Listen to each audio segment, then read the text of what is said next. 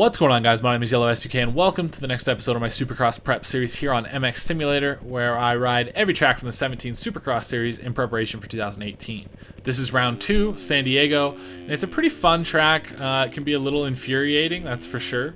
There's a couple long rhythm sections that are just easy to screw up. I think y'all know how that is. It's just so easy to really overjump or underjump one thing and you're just toast. There goes that section, you know. So that's my story here, just trying to ride consistently as always in these, but trying to work on pace as well.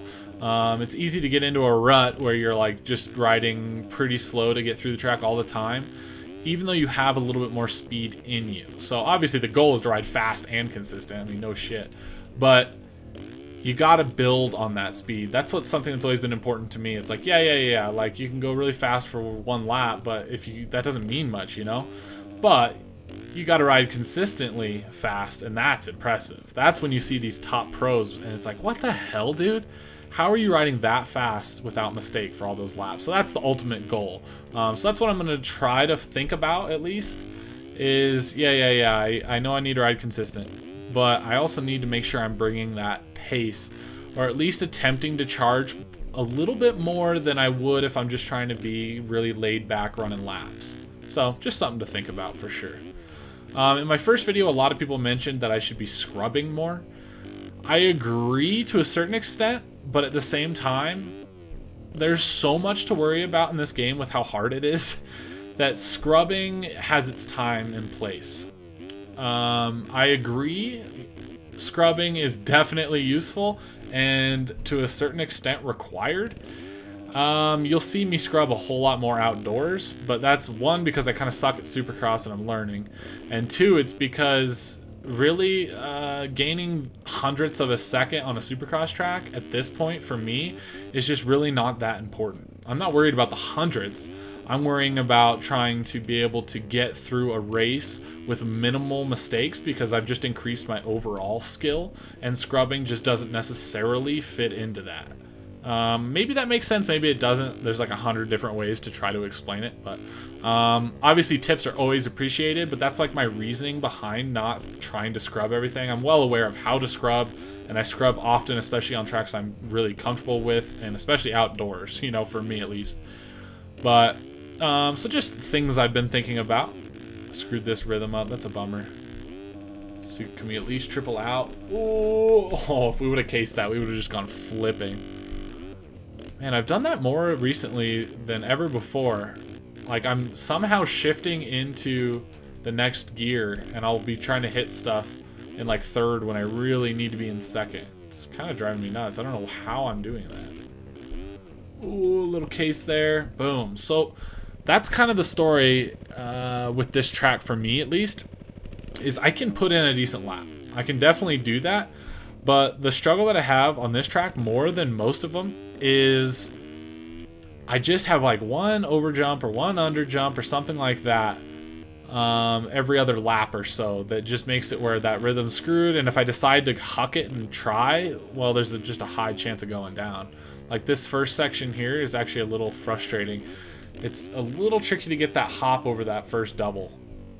Small thing, but you screw that up once and you go down, and that's it. So just trying to increase my skill, and the only way you do that is really by riding things.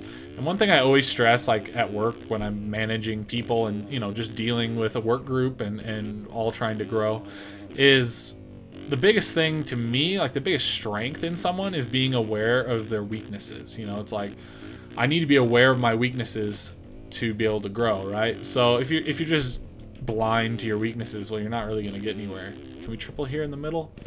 Can we? Interesting. So there's a couple options through there if you do get screwed. Just nail that pole. But anyway, I have a lot of weaknesses, and one is like, obviously I'm not bringing insane pace right now.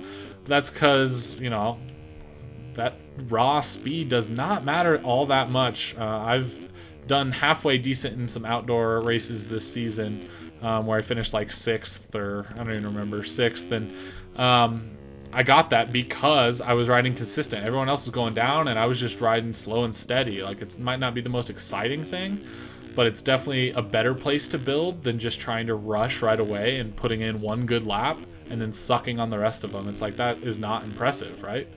So yeah, again, I know I harp a lot about consistency, but like, those of you guys that race sim, you know damn well what I'm talking about, especially in AMs. It's such a shit show, so many crashes, so much bullshit that, like, man, if you can avoid that, you're golden. There we go. See, a little over jump and I'm just toast. Kind of the story for me on this track, but we're doing okay.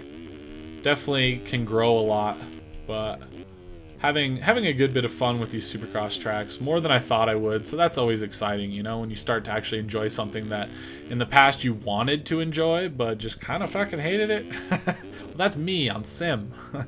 This Supercross shit is not easy. I'd rather be charging outdoors and like bouncing around and like regathering your composure and like diving into a rut. Like, that's what I'm all about. So the Supercross stuff is like about those guys that can just be precise, you know, and hit the same thing every lap and then throw in a little bit of speed. And it's like, it's an impressive skill, I guess, in this game as far as it's concerned. Ooh, wheelie into it. Can I regather it? Oh shit, almost fell down. Ah, oh, fuck, man, on like the last whoop. Son of a bitch. That whoop section, it's not that bad.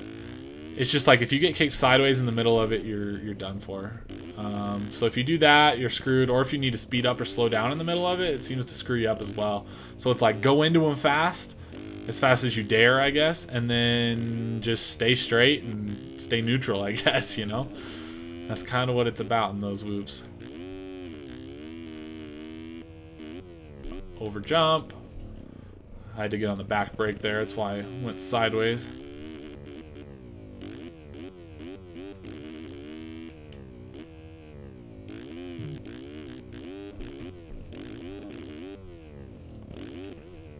Try to pick up the pace a little bit on this lap. We were talking about pace, let's try to step it up here.